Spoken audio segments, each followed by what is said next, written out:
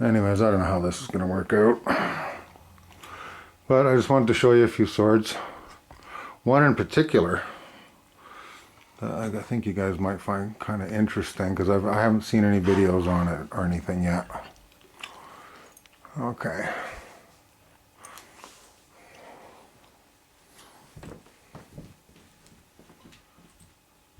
This is what started it all for me. This was a Kill Bill sword.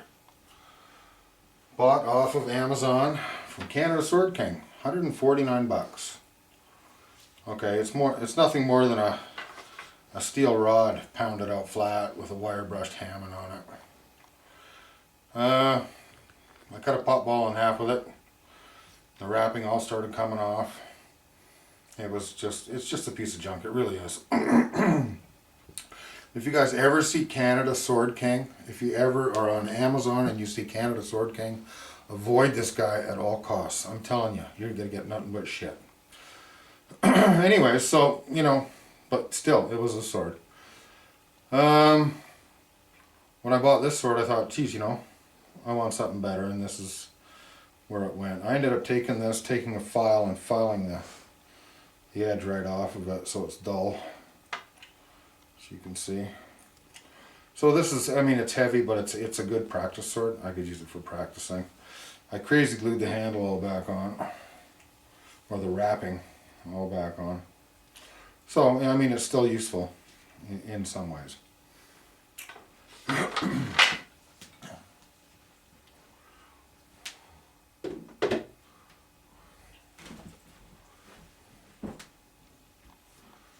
This would be my Boken it's made out of bloodwood, full tang. Anyways, it was recommended to me when I started playing with swords that I get a Boken to practice with, so I thought I'd just make one. Bloodwood, I got maple strips glued on the side to make it wide enough. Suba is Purple Heart and Walnut. Actually, I don't know if you can see that, but it's a couple different colors. Anyways, this thing's awesome. The bloodwood's so heavy it almost weighs the same as a real sword does.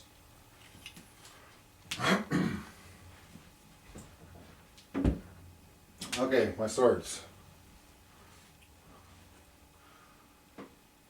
Cold steel with my custom Seiya and my shoulder strap. Love the sword. Great sword. You may see that blade's pretty scratched up. I actually cut through a piece of wood and hit a frickin' drywall screw. It took a pretty good nick, but I managed to polish it out. So, I love this sword. Great sword for what it is. It's heavy, but I'll tell you, you got a pig in half with it if you've seen the video.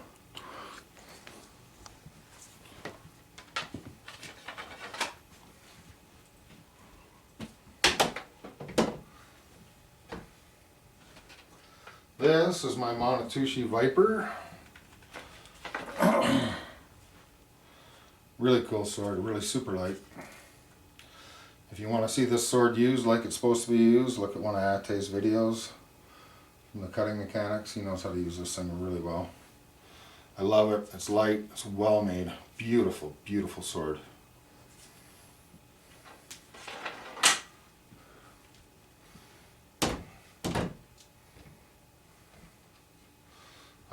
My Water Dragon.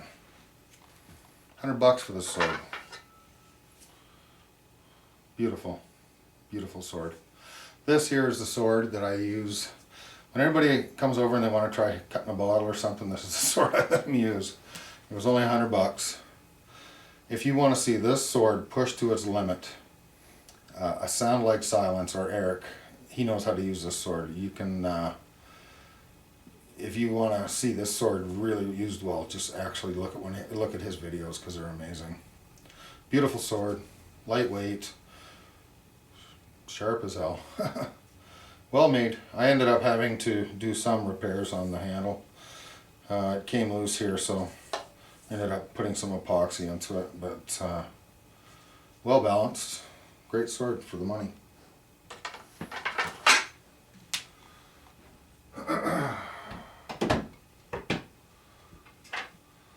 Paul Chen, Practical Plus Katana.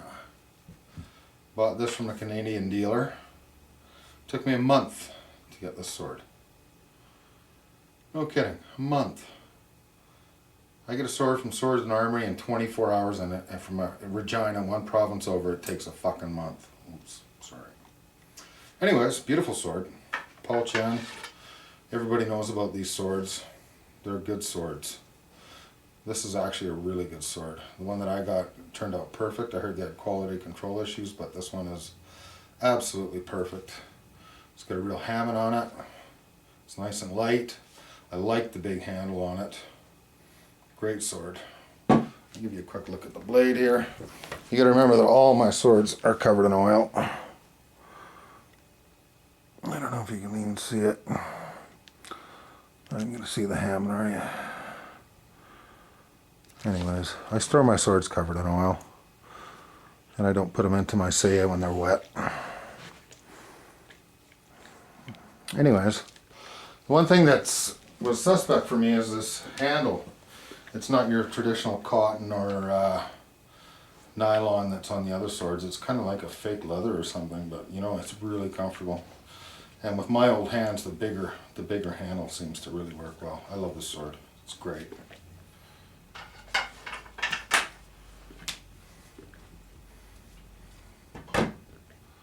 Now this is the sword I wanted to show you guys. This is my Monatushi Tora. This is my most expensive sword. I think it's $329 right now, American. But you know what? It's a T10 sword. Now I'm not sure what T10 steel is, but I'm assuming that it's like tool steel. It's like the same thing that sockets and socket wrenches and stuff are made out of, eh?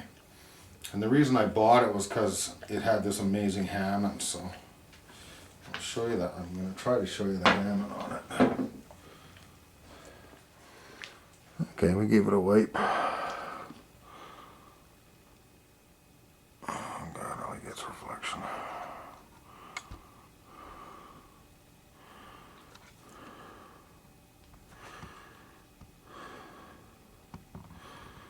This is what they call a Choi Hammond. I hope you can see it, because it's just absolutely amazing. This is a clay hardened T10 sword. That's why I bought it, because it just really turned me on.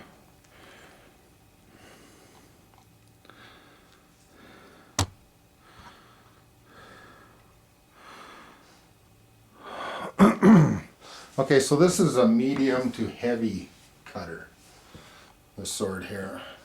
If you're gonna try to do trick cuts with bottles, I don't know, I think it's a bit too heavy and a bit too thick. I'm gonna try to put something on the end of this video. I'm just gonna go out and cut a couple bottles with it, just single slashes. A sword that's like this, it's heavy. I mean, you can feel the density of this sword. You can just feel the density of the steel in this blade. But I haven't done much cutting with it. When I did cut with it, I managed to put a couple of really good scratches in it. But that was my fault, not the sword's fault. A heavier sword, I would have liked a little bit more on the handle. Really, if you're going to have a sword that's heavier like this, you need a little bit more leverage, I'm thinking. I think like if they made the handle another inch longer, it would have been better. Still a great sword. I mean, you guys may disagree with me on that, but anyways, I'm going to try to take a few cuts with it, and we'll see what happens.